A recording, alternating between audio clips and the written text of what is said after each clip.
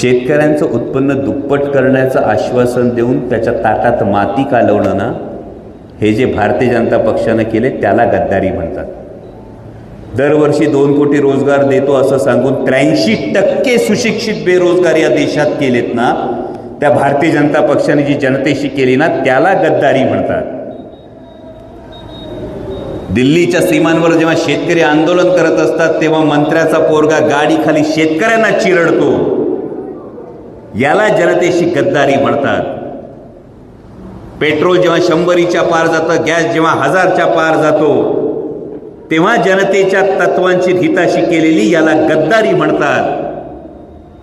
आणि ही गद्दारी उघड्या डोळ्यांनी दिसत असताना सुद्धा केवळ स्वार्थासाठी आणि कारवायांपासून वाचण्यासाठी त्यांच्याच मांडीवर बसून त्यांचीच पालखी व्हायची, याला